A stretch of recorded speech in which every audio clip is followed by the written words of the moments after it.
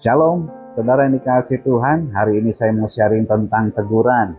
Karena sebuah teguran bisa membuat hidup kita menjadi lebih baik.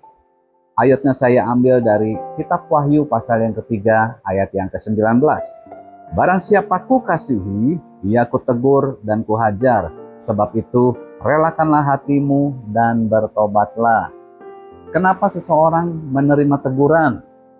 Mungkin karena orang itu berbuat kesalahan, atau mungkin juga karena apa yang dikerjakan oleh orang itu di luar prosedur, atau mungkin tindakan daripada orang yang kena teguran itu akan mengakibatkan dia mengalami hal yang tidak baik, atau akan mengakibatkan orang lain mengalami hal yang tidak baik. Jadi orang itu ditegur. Nah, kenapa orang menegur kita? Karena orang yang menegur kita mengasihi kita pastinya. Dan dia ingin supaya hidup kita berubah. Demikian juga sebaliknya. Kenapa kita menegur anak kita ketika mereka melakukan kesalahan? Kenapa kita menegur anak kita ketika mereka nakal? Dan waktu kita lihat kenakalan mereka bisa membuat mereka celaka, kenakalan mereka bisa membuat mereka sakit, kenakalan mereka membahayakan mereka. Karena itulah kita tegur mereka, karena kita mengasihi mereka, karena kita tidak ingin mereka mengalami sakit atau celaka. Itulah yang terjadi di dalam kehidupan kita, saudara yang dikasihi Tuhan. Kenapa Tuhan tegur kita? Tuhan tegur kita karena mungkin kita melakukan hal yang salah, yang tidak sesuai dengan kebenaran firman Tuhan, atau hal yang tidak berkenan di hati Tuhan. Karena itulah Tuhan tegur kita. Tuhan bisa tegur kita lewat firman yang kita baca. Tuhan tegur kita bisa lewat khotbah yang kita dengar. Tuhan tegur kita bisa lewat nasihat-nasihat atau teguran daripada sesama kita, dari istri, dari suami, dari orang tua, dari anak, dari pimpinan kita. Nah, bagaimana supaya lewat teguran hidup kita bisa menjadi lebih baik? Tuhan ajarkan dua hal kepada kita lewat ayat 19 ini.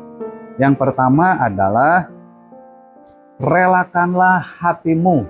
Jadi, waktu kita ditegur, saudara yang dikasihi Tuhan, kita harus memiliki kerelaan hati.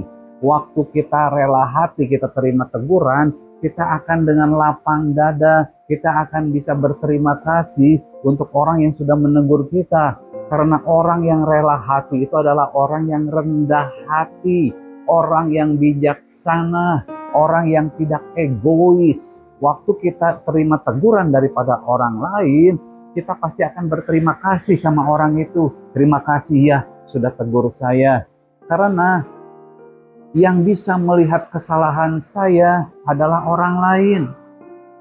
Jadi waktu orang lain tegur saya, karena mereka melihat saya ada kesalahan. Karena itu saya harus rela hati.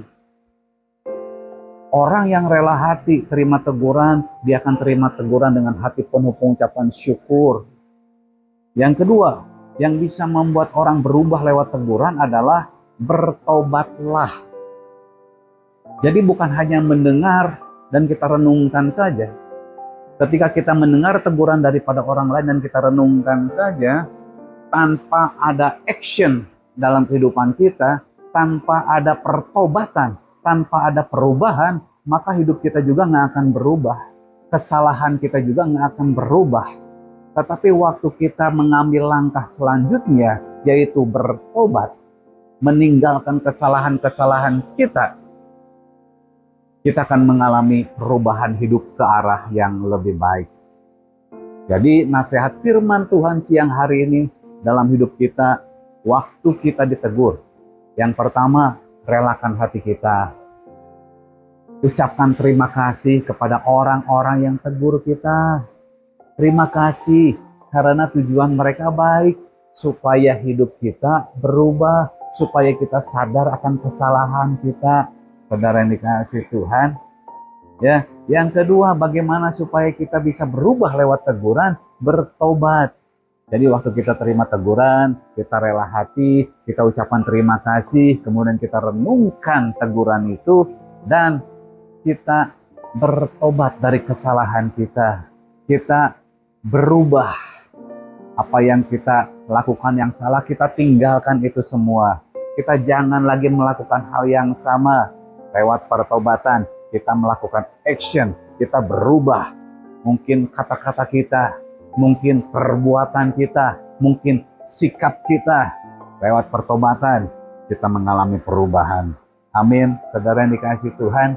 Jadi, dari orang yang terima teguran, kita harus rela hati, ucapkan terima kasih, renungkan teguran itu. Bila memang kita salah, kita bertobat. Kita tinggalkan kesalahan kita berubah.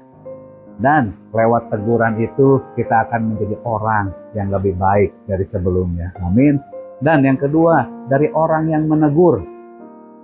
Sikap kita menegur orang, kita pun harus dengan rendah hati, kita harus dengan lembut hati, kita juga harus dengan bijak menegur seseorang.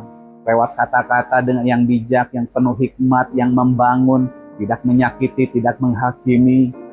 Tentu alasan yang kedua kita menegur seseorang juga, kita harus dengan dasar kasih, kita mengasihi orang tersebut. Amin, saudara yang dikasihi Tuhan. Lewat teguran, kita bisa berubah menjadi orang yang lebih baik. Amin. Tuhan Yesus memberkati kita semua.